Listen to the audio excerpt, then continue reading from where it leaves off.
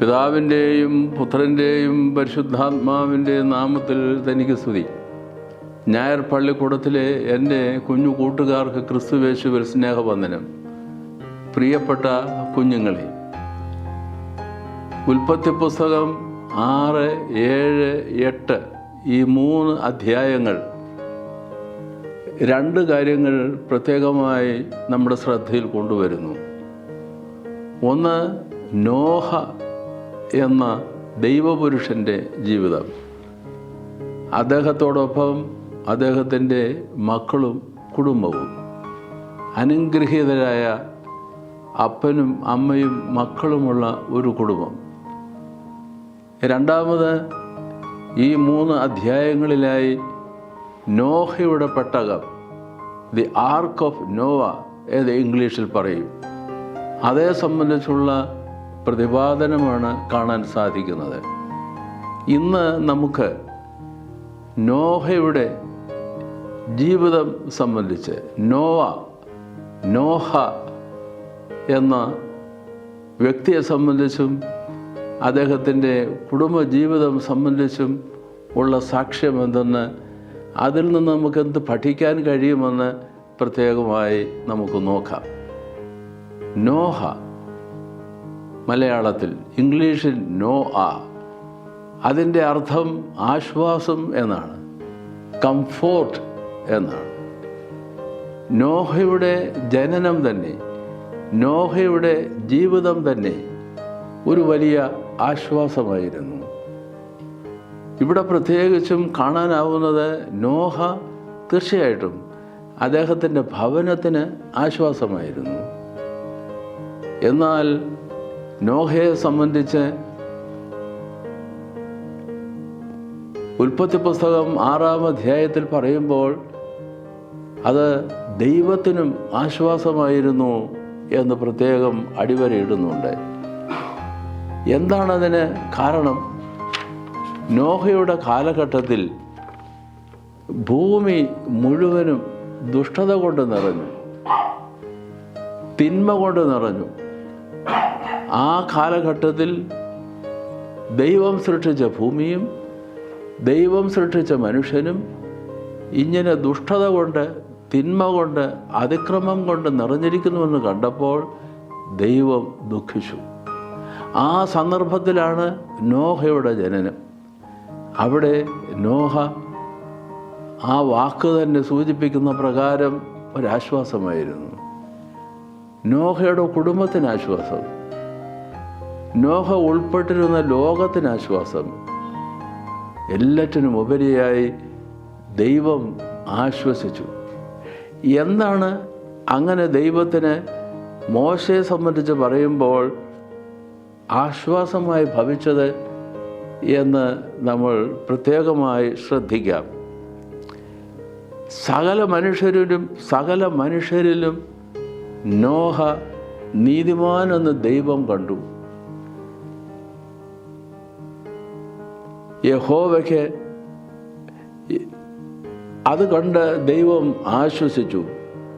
നോഹയ്ക്ക് യഹോവയുടെ കൃപ ലഭിച്ചു എന്ന് ഉൽപ്പത്തി പുസ്തകം 6-ാം അധ്യായം 8-ാം വാക്യത്തിൽ പ്രത്യേകം രേഖപ്പെടുത്തുകയാണ്. ശരിയല്ലേ?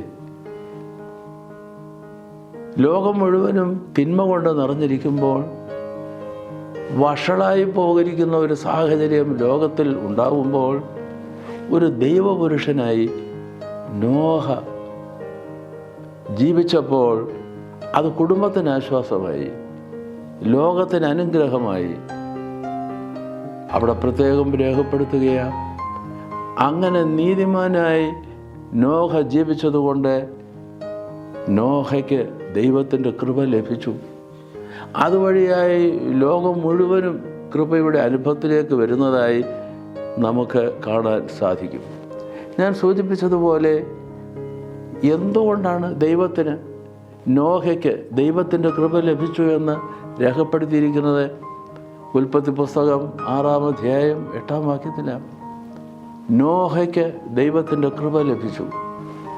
ഞാൻ സൂചിപ്പിച്ചതുപോലെ 3 കാര്യങ്ങൾ കൊണ്ടാണ് നോഹയ്ക്ക് ദൈവത്തിൻ്റെ കൃപ ലഭിച്ചത്. ഒന്ന്, നോഹ നീതിമാനായിരുന്നു. He was just and right. 6-ാം അധ്യായം 9-ാം വാക്യത്തിൽ പ്രത്യേകമായി നോഹയെ സംബന്ധിച്ച് രേഖപ്പെടുത്തിയിരിക്കുന്നതാണ്. നോഹയ്ക്ക് ദൈവത്തിൻ്റെ കൃപ ലഭിച്ചു.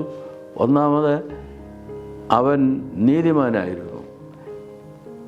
എന്താണ് നീതിമാനായിരുന്നു എന്ന് പറഞ്ഞാൽ അതിൻ്റെ അർത്ഥം അവൻ നന്മ കൊണ്ട് നിറഞ്ഞ മനുഷ്യനായിരുന്നു. നന്മയും നീതിയും നിറഞ്ഞ ഒരു വ്യക്തി. തിന്മയുടെ വാക്കുകൾ, തിന്മയുടെ പ്രവർത്തികൾ, തിന്മയുടെ വിചാരങ്ങൾ, അങ്ങനെയുള്ള മനുഷ്യരെ മനുഷ്യരെ കൊണ്ട് ലോകം നിറഞ്ഞിരിക്കുന്ന ഒരു സാഹചര്യത്തിൽ ഇവിടെ ദൈവപുരുഷനായി ദൈവത്തെ അറിഞ്ഞ് ജീവിക്കുന്ന ഒരാളായി നോഹ വരികയാണ്. അതുകൊണ്ട് ദൈവത്തിൻ്റെ കൃപ നോഹയ്ക്ക് ലഭിച്ചു എന്നാണ് കാണാൻ. അവൻ നീതിമാനായിരുന്നു എന്ന് പറഞ്ഞാൽ അവൻ്റെ ജീവിതം നന്മ കൊണ്ട് നിറഞ്ഞിരുന്നു എന്നാണ്. രണ്ടാമത് പറയുന്നത്, നോഹ നിഷ്കളങ്കനായിരുന്നു. ഒരു വലിയ സാക്ഷ്യമാണ്. 6-ാം അധ്യായം 9-ാം വാക്യത്തിലെ 2-ാം സാക്ഷ്യം നോഹയെ സംബന്ധിച്ച്. നോഹ നിഷ്കളങ്കനായിരുന്നു. നിഷ്കളങ്കനായിരുന്നു എന്ന് പറഞ്ഞാൽ അതുകൊണ്ട് സാധാരണ ഭാഷയിൽ എന്താണ് അർത്ഥം? കളങ്കമില്ലാത്തവരായിരുന്നു. കളങ്കം എന്ന് പറഞ്ഞാൽ ഒരു തെളിഞ്ഞ വെള്ളം നിറഞ്ഞ പാത്രം. നോക്കൂ, തെളിവെള്ളം കൊണ്ട് നിറഞ്ഞ ഒരു പാത്രം, അവിടേക്ക് അല്പം ഒരു തുള്ളി പാഴ്വെള്ളം ഒഴിച്ചാലോ ചെളിവെള്ളം ഒഴിച്ചാലോ ആ തെളിഞ്ഞ വെള്ളം മുഴുവനും ചെളിവെള്ളമായി മാറുകയാണ്. വേറൊരു വിധത്തിൽ പറഞ്ഞാൽ, നിഷ്കളങ്കനായിരുന്നു എന്ന് പറഞ്ഞാൽ അവൻ്റെ ജീവിതം തെളിമ കൊണ്ട് നിറഞ്ഞതായിരുന്നു. കളങ്കം ഒട്ടുമില്ലാത്ത അവസ്ഥയായിരുന്നു അവൻ്റേത്. തെളിവെള്ളം പോലെ തെളിമയുള്ള ഒരു ജീവിതത്തിൻ്റെ ഉടമയായിരുന്നു എന്ന് നമുക്ക് കാണാൻ സാധിക്കും. അനീതി കൊണ്ട് നിറഞ്ഞ ലോകത്തിൽ നീതിയും നന്മയും കൊണ്ട് നിറഞ്ഞ ആളത്വം. പാഴായിപ്പോയ പാഴ്വെള്ളമായി എന്ന പോലെ, നല്ല വെള്ളം പാഴ്വെള്ളമായി ചെളിവെള്ളമായി എന്ന പോലെ ലോകത്തിൽ തിന്മ കൊണ്ട് നിറഞ്ഞിരുന്ന, കളങ്കം കൊണ്ട് നിറഞ്ഞിരുന്ന ഒരു കാലഘട്ടത്തിൽ ഇതാ ഒരു ദൈവപുരുഷൻ ഒരു തെളിവെള്ളം പോലെ തെളിമയുള്ളയാളായി വ്യാപരിക്കുന്നു എന്നുള്ളത് നാം കാണുകയാണ്. അങ്ങനെ ജീവിതം നന്മയും നീതിയും കൊണ്ട് നിറഞ്ഞും നിഷ്കളങ്കത കൊണ്ട് നിറഞ്ഞതുമായ ഒരു ആളത്വം. അദ്ദേഹത്തെ സംബന്ധിച്ച് മൂന്നാമത് പറയുന്നത്, നോഹ ദൈവത്തോടുകൂടെ നടന്നു എന്നാണ്. ഇവിടെ 2 കാര്യങ്ങൾ പ്രത്യേകം ശ്രദ്ധിക്കേണ്ടതുണ്ട്.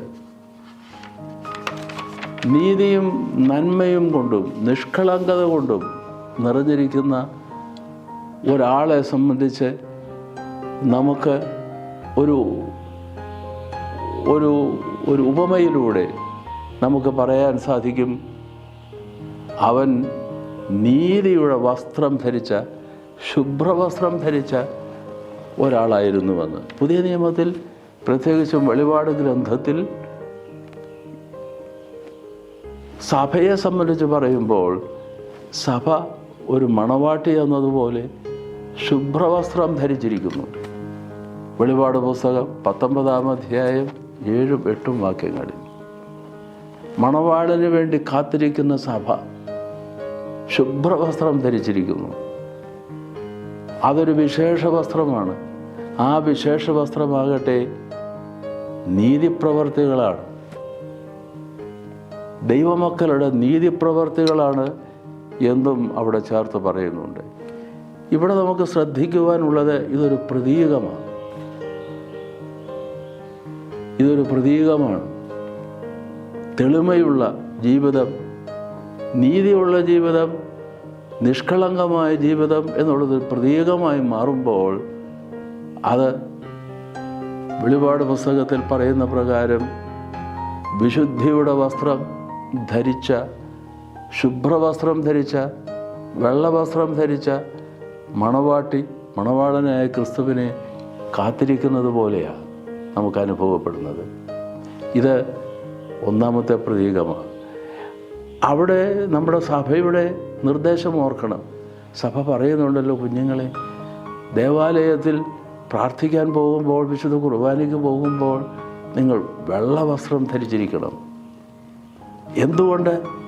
ദേവാലയത്തിലേക്ക് വിശുദ്ധ കുർബാനയ്ക്ക് വരുന്നവർ വെള്ളവസ്ത്രം ധരിച്ച, നീതിയുടെ വസ്ത്രം ധരിച്ച മക്കളായി അവിടെ വരുന്നു എന്നുള്ളതിൻ്റെ പ്രതീകമായിട്ടാണ് നമ്മൾ ദേവാലയത്തിൽ പോകുമ്പോൾ വെള്ളവസ്ത്രം ധരിക്കേണ്ടത് സഭ അതിന് പ്രത്യേകം നിർദ്ദേശിക്കുന്നത്. രണ്ടാമത്, ഇതൊരു വേറൊരു പ്രതീകമാണ്. നോവ ദൈവത്തോടു കൂടെ നടന്നു. Noah walked with God. ഹാനോക്കിനെ സംബന്ധിച്ചുള്ള സാക്ഷി നമ്മൾ ശ്രദ്ധിച്ചിട്ടുണ്ടല്ലോ. അതൊരു പ്രതീകമായി നമ്മൾ എടുക്കുമ്പോൾ ദൈവത്തിന് ലോകത്തിൽ എങ്ങനെ നടന്നു പോകാൻ സാധിക്കും? ദൈവത്തിന് ലോകത്തിൽ നടന്നു പോകാൻ കഴിയുന്നത് ദൈവത്തെ അറിഞ്ഞ് നീതിയുള്ള ജീവിതം, നിഷ്കളങ്കമായ ജീവിതം നയിക്കുന്ന വ്യക്തികൾ ലോകത്തിലൂടെ നടന്നു പോകുമ്പോൾ അത് ദൈവം നടക്കുന്നതിന് തുല്യമാണ്. ദൈവമക്കൾ നടക്കുന്നത് കണ്ടാൽ ഭൂമിയിൽ ദൈവം തന്നെ വന്ന് നടന്നു പോകുന്നു. ദൈവത്തെ കാണാനാവില്ല. എന്നാൽ ദൈവമനുഷ്യരിലൂടെ ദൈവത്തെ നമുക്ക് ഇന്ന് കാണുവാൻ സാധിക്കും. ഏറ്റവും ഒടുവിൽ 9-ാം അധ്യായം, ഉൽപ്പത്തി പുസ്തകം 9-ാം അധ്യായം 1 പറഞ്ഞിരിക്കുന്ന ഒരു വലിയ പ്രസ്താവമുണ്ട്. ദൈവം നോഹയെയും അവൻ്റെ മക്കളെയും അനുഗ്രഹിച്ചു. വഷളായി നടക്കുന്ന മനുഷ്യരെ കൊണ്ട് നിറഞ്ഞ ലോകത്തിൽ നിഷ്കളങ്കതയുടെ പ്രതീകമായി നിഷ്കളങ്കമായ ജീവിതം നയിച്ച്, നീതി ജീവിതം നയിച്ച് നടക്കുന്ന ദൈവപുരുഷനായ നോഹിനെക്കുറിച്ചുള്ള വലിയ സാക്ഷ്യം, അത് അവൻ്റെ ജീവിതം തന്നെ അവൻ്റെ കുടുംബത്തിനും അവൻ ജീവിക്കുന്ന ലോകത്തിനും ആശ്വാസമായിരുന്നു. അവൻ്റെ പേരിൻ്റെ അർത്ഥം പോലെ ദൈവത്തിനും നോഹിനെ കാണുമ്പോൾ അത് വലിയ ആശ്വാസം ആയിരുന്നു. അതുകൊണ്ട് നോഹിന് മാത്രമല്ല, അവൻ്റെ കുടുംബത്തിനും ദൈവത്തിൻ്റെ കൃപ ലഭിച്ചു. കുഞ്ഞുങ്ങളെ, നോഹ ഒരു മാതൃകയാണ്. ആ മാതൃക സ്വീകരിച്ചുകൊണ്ട് ദൈവതിരുസന്നിധിയിൽ വ്യാപരിപ്പാൻ ദൈവം തമ്പുരാൻ നമ്മളേവരെയും സഹായിക്കുമാറാകട്ടെ.